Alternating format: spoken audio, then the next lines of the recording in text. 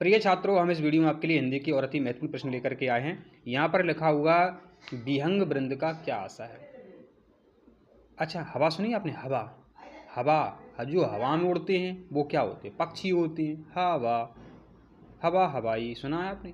तो जो हवा में उड़ते हैं उन्हें पक्षी कहते हैं। अब आप कभी नहीं भूलोगे जिंदगी भर कि विहंग का मतलब पक्षी होता है और वृंद मान होता है बच्चों समूह। ठीक है, तो पक्षियों का समूह कहाँ लिखा है? ये लिखा है पक्षियों का समूह। तो पक्षियों का समूह विहंग वृंद का आशा है। अब हम आपके लिए नेक्स्ट क्वेश्चन देखते हैं। क्या है आपके लिए नेक्स्ट क्वेश्चन? ये परीक्षा में कई बार पूछा गया है। ये परीक्षा में कई बार पूछा गया है आपका क्वेश्चन कि कौन सा अमृत का पर्यायवाची शब्द है। तो अमृत का पर्यायवाची शब्द हमने कई बार बताया। ये आउट क्वेश्चन है, परीक्षा में आता रहता है, ध्यान रखें, आता रहता है। अमृत हो गया, एक अमीय हो गया, एक सुधा हो गया, एक सोम हो गया। अमृत, अमीय, अमी, सोम, ये अमृत के पर्यायवाची शब्द हैं। अच्छा, खग का मतलब क्या है? खग का मतलब है पक्षी। नभ का मतलब क्या है? आकाश। और कुसुम का मतलब फूल होता है। क्या होता है? फूल।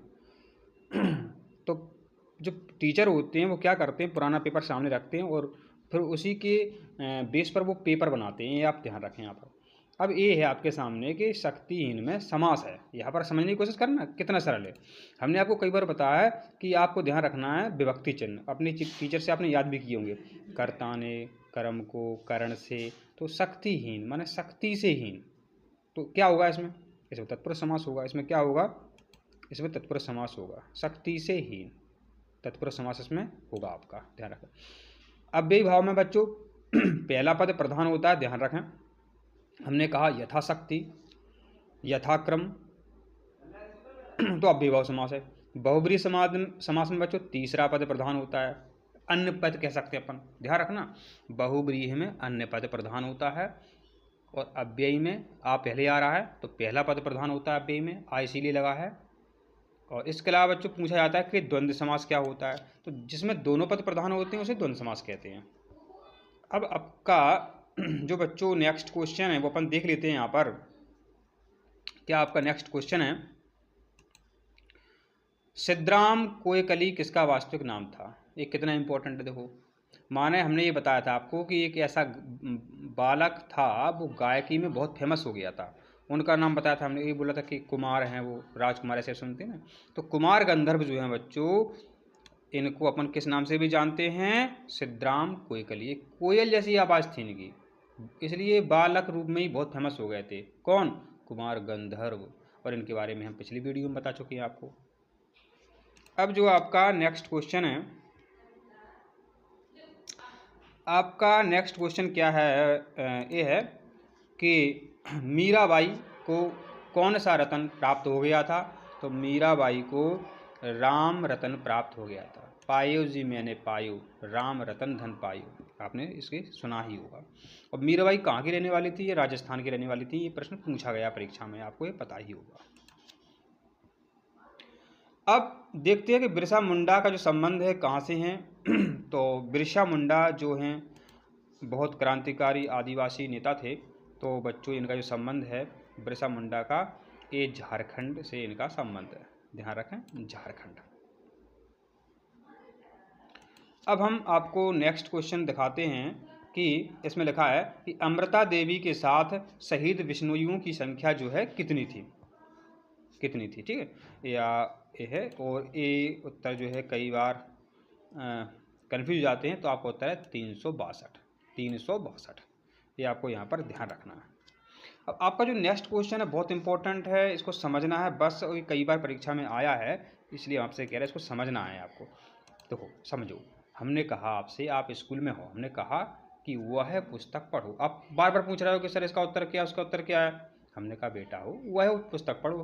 फिर आप चलेगा उस पुस्तक को पढ़ने, क्योंकि आपने हमारी आज्ञा मानी, आपने हमारी आज्ञा मानी। तो जिसमें ऐसा लगे कि वो आज्ञा जहाँ से मिल रही है तो अपन उसको क्या मानते हैं? आज्ञा, आज्ञार्थक वाक अपन मानते हैं। इच्छा बोधक अपनी इच्छा जो होती है। प्रश्नवाचक कौन आ जाए, क्या आ जाए, आज क्या काम करना है, क्या यह प्रश्न परीक्षा में आएगा। तो क्या और कौन दिखाई देवे तो प्रश्नवाचक लगा देना आंख बंद करके। इच्छा आ जाए कि हमारी इच्छा है कि आप अच्छे नंबर से पास हो जाएं, तो इच्छा हो गई। और संदेहवाचक, कई बच्चे कमेंट करते हैं कि सर ये रियल पेपर है, नहीं है, इससे प्रश्न आ सकते हैं, नहीं आ सकते हैं। वो संदेह है, आ भी सकते हैं, नहीं भी आ सकते। लेकिन इतना क्लियर है, आप हमारी सही वीडियो देखेंगे तो पेपर आपका बहुत अच्छा जाएगा और आपके अच्छे अंक आएंगे। आप समझेंगे तो रटने से काम नहीं चलता है, रटने से काम नहीं चलता, ध्यान रखना। तो आप समझ गए। अब आपका नेक्स्ट क्वेश्चन क्या है, यहाँ पर देखें। ये है कि ग्रहणों की, ये क्या लिखा है, ग्रहणों की वैज्ञानिक व्याख्या करने वाले एक वैज्ञानिक थे अपने भारतीय ऋषि परंपरा में, वो कौन थे? तो आप सभी को पता है कि आर्यभट्ट महान गणितज्ञ थे।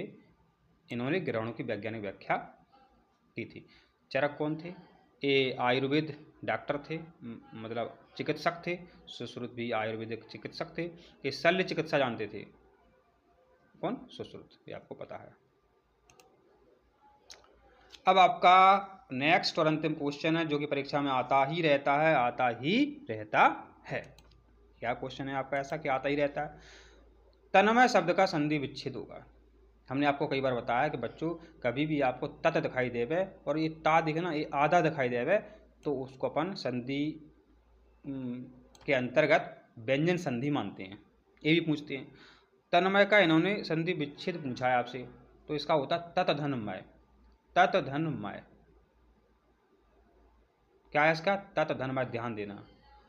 वो पूछेंगे तन्मय में कौन सी संधि है, तो व्यंजन संधि है। इसका उन्हें संधि विच्छेद पूछा है, तो ततधनमय, ये आपका संधि विच्छेद है, ध्यान देना।